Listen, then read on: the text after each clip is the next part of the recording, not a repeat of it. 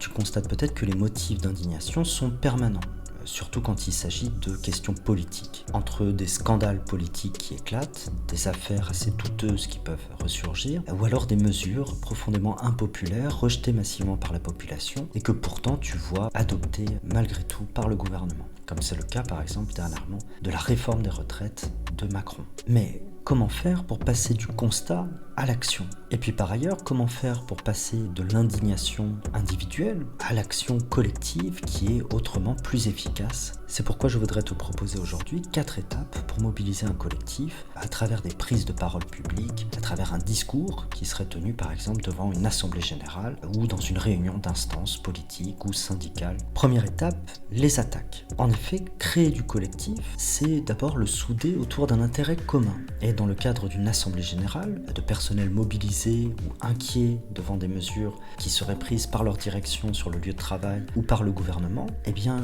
les intérêts peuvent être très variés, les inquiétudes et les attentes aussi. Tout l'effort, c'est d'arriver à fédérer, à unir cette multitude d'intérêts autour d'une seule et même préoccupation. Or, un moyen très efficace pour y parvenir, c'est d'unir ce collectif autour d'un adversaire, autour d'un ennemi qui frapperait indifféremment tous les participants, toutes les participantes à cette réunion. C'est pourquoi il est très efficace d'arriver à fédérer contre l'attaque qui se profilerait contre un droit du travail, contre des conquêtes sociales, que ce soit l'école publique et gratuite, la sécurité sociale ou notre système de retraite. Prenons un exemple d'attaque qui se profile. Le gouvernement Macron prépare une nouvelle loi travail et parmi les dispositions de cette loi, il y aurait la mise en place d'un SMIC par branche. Ça veut dire que chaque branche d'activité négocierait à son échelle un salaire minimum en dessous duquel les salaires ne pourraient pas être fixés. Or, il ne s'agit pas simplement d'une réforme ou d'une modification, puisque dans les faits, c'est une remise en cause du SMIC comme cadre national qui interdit à n'importe quel salaire, de n'importe quel secteur d'activité, de n'importe quelle branche, d'être fixé en dessous. Il s'agit donc bien d'une attaque du gouvernement contre un droit qui est déjà constitué et qui est une garantie autrement plus forte que si l'on devait, pour chaque branche, négocier ce salaire minimum. Et donc, contre cette attaque du gouvernement, il devient essentiel de se mobiliser pour faire reculer ce projet, pour que le gouvernement y renonce. Donc première étape, c'est d'exposer, de lister des attaques qui sont en cours ou qui se profilent, ce qui constitue un ressort puissant pour fédérer autour d'une même cause et ainsi impulser l'action collective.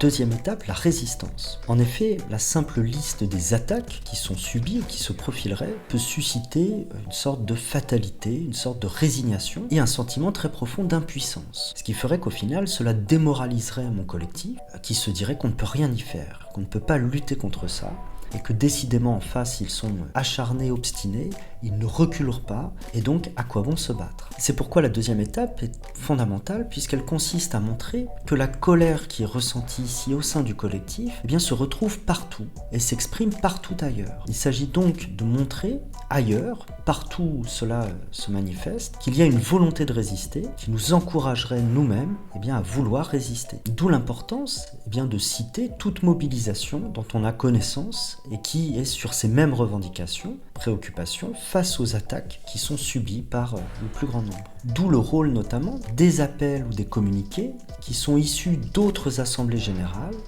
des réunions d'instances politiques ou syndicales qui se seraient tenues en amont de celles que nous devons animer ou dans laquelle nous devons intervenir. La détermination du collectif se nourrit aussi de la détermination de tous les autres collectifs qui, comme ici, comme nous, se sont réunis, ont discuté, ont partagé le même constat et ont pris du coup des décisions d'agir. La deuxième étape est donc de montrer la résistance pour sortir le collectif d'un sentiment d'isolement qui lui ferait douter de l'efficacité de son éventuelle action ou mobilisation. Troisième étape, les perspectives.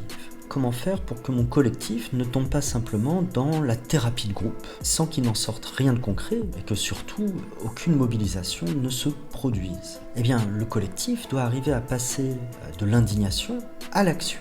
D'où l'importance des perspectives pratiques. Il s'agit de mettre en débat une date de mobilisation nationale, par exemple, qu'il soit politique ou syndical, un appel à rassemblement qui aurait été lancé par un autre collectif, par des organisations ouvrières, ou un appel à converger vers d'autres groupes qui sont déjà mobilisés. Maintenant, ce qui est proposé doit découler en quelque sorte de la discussion qui a été menée, et non pas sembler surgir d'un chapeau magique, comme si c'était quelque chose qu'il fallait imposer au collectif à tout prix de l'extérieur, en lui disant « vous devez faire ceci ». C'est pourquoi, en fonction de la tournure de la discussion, souvent il faut revoir peut-être un peu les aspirations, les attentes à la baisse. Et par exemple, s'en tenir à un communiqué ou un appel qui lui encouragerait à se saisir de la question, à discuter des revendications et des moyens d'action pour les faire aboutir. Et pourtant, ce communiqué, cet appel, c'est déjà important, puisque cela fait qu'on ressort de cette discussion collective avec quelque chose, avec une perspective, pour arriver à faire franchir le pas qui fait passer de la théorie à la pratique.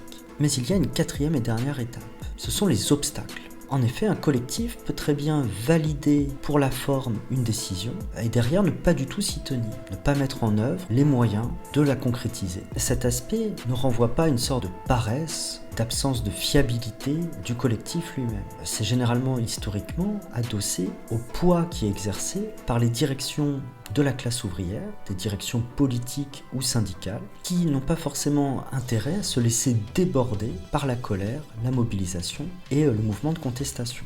D'où leur rôle qui est d'encadrer une mobilisation, mais au final pour mieux la contrôler, la réfréner, voire l'étouffer. Cette étape-là est plutôt spécifique à une approche trotskiste des choses, puisque Trotsky a constaté très rapidement qu'un autre adversaire au mouvement ouvrier n'est pas simplement la bourgeoisie, mais aussi les directions ouvrières elles-mêmes. Il s'agit donc de prendre conscience d'une bataille qu'il faut nécessairement mener au sein même de la classe ouvrière contre cette tendance bureaucratique à vouloir freiner le mouvement des masses en colère. Il s'agit donc, pour cette quatrième étape, d'arriver à lever les obstacles internes au mouvement ouvrier lui-même.